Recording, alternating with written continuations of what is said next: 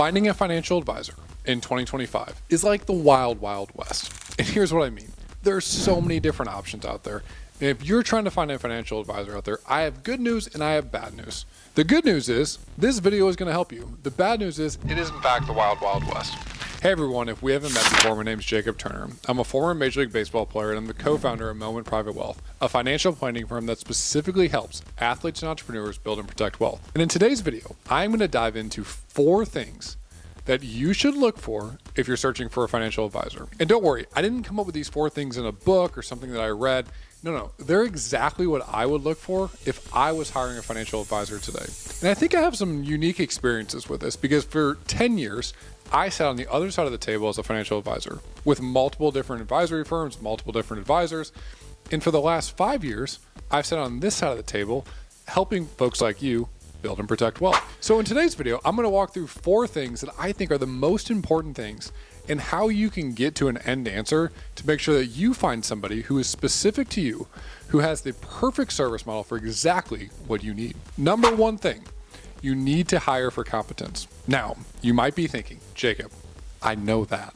And the only reason I'm hiring for financial advice is I want to make sure this person knows more than me. What I'll tell you though, is it is very, very hard to understand in the interview process how competent this person is. And here's the reason why.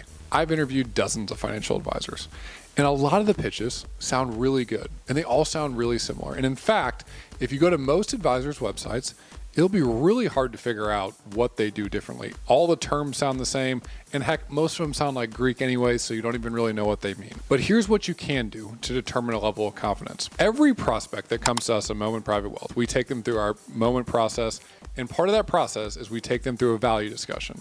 In that value discussion, we show them exactly what they're currently doing, some tweaks that we would recommend making, and what it would look like from an implementation schedule if they chose to work with our firm. And the reason why we do that is really simple. It's what I always wanted. It's what I wanted when I was interviewing financial advisors. I wanted to understand competency. What are you going to actually do for me? I know I like you. I know you got a fancy office. You're wearing a great suit or whatever the clothes you're wearing are. I want to know if you're competent to be able to help me with my needs. So if I was you, and I was interviewing a financial advisor, that's the first thing I would ask for.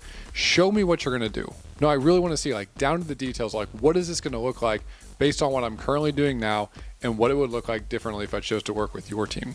The second thing I would look for is age. Now, you might be thinking, Jacob, you're not even that old. Why are you pitching age? Well, I don't even have any gray hair yet. At least I don't think so. I'm not taking my RMDs yet, so I'm not over age 59 and a half. So the way I want you to frame up age and think about age is you are making plans for next year, but really what you're making plans for is 10, 20, 30 years in the future. And if I was hiring a financial advisor today, what I would want to know is this person going to be there to help me implement and guide me along the path of these plans I'm making for the next 10, 20, 30 years? This is one of the biggest things I pitch to people that are coming into Moment and exploring working with our team. Lord willing, we're going to be there for the next 10 to 20 to 30 years. I think this is so important. And I think this is often overlooked in the process. We think about age as a prerequisite to competency, and it's not always the case. Now look, I've met plenty of financial advisors that have been doing this for a long time that are outstanding financial advisors. I've also met plenty of financial advisors that have been doing this for a long time that probably don't have the competency level that you would want them to have. So the reality is, age is just a number. But the reason why it matters is you want to make sure that the person that you're hiring, the team that you're hiring, is going to be there to help implement the plans you're putting in place. Because these are not just one-year plans. These are decades-long plans. And I know for me and my wife, if we were hiring somebody today, I want to know without a doubt they're going to be there for us. The third thing that I think people should be thinking about is firepower. And here's exactly what I mean by that. You want to be working with a group that has the firepower to serve your specific needs. Now, everybody watching this video is going to have different needs that they need out of a financial team. Somebody that's just starting out has different needs than somebody that's selling their business tomorrow. An athlete that's going through the NIL process has different needs than the athlete signing for $100 million. But what you want to make sure of is that your team has the firepower to serve the needs that you specifically have. And what I would make the argument is you want to be somewhere in the upper half of their average client. So ask them, what does your average client look like? Would I be your biggest client? Would I be your smallest client? Would I be right in the sweet spot? And I would make the argument that you want to be right in the sweet spot. You don't want them to be doing surgery on you as the biggest client if they've never done that before and they don't have the firepower and the resources to handle that. And I would argue that you don't want to be their smallest client because you want to make sure that you're a priority. So when you think about firepower, it needs to be specific to your situation. You also want to make sure they have enough firepower to serve your needs today and in the future. Because remember, we talked about how these plans are often decades long. The last thing you want is to be an athlete coming into the draft and say, well, they were a great fit then, but if I sign the $100 million deal, they're not a great fit. And I think this is one of the biggest things that I focus on as we build Moment is making sure that we have the firepower to serve clients when their business is just taking off to when their business is selling for tens of millions of dollars, when they're just getting drafted as an athlete to when they're signing a $100 million deal and they're making all-star teams. And I know without a doubt we have the firepower to do that because we've been doing that for the last 5 years with those exact clients. And I want you to make sure that whatever team you hire has that same firepower. And the last thing, and I would argue the most important factor in this, number 4, is specialty.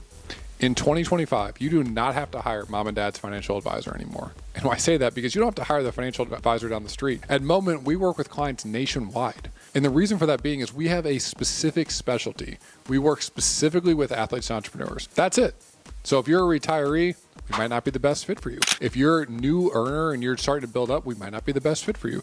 If you're an athlete or entrepreneur, I can assure you we can deliver a really good value to you. And no matter what you are, whether you're a teacher or a doctor or you're an entrepreneur or you're an athlete or you're just starting out your savings journey, there is somebody out there that specializes in somebody just like you. And if you are searching for an advisor, if I was searching for an advisor today, that's exactly what I would be looking for.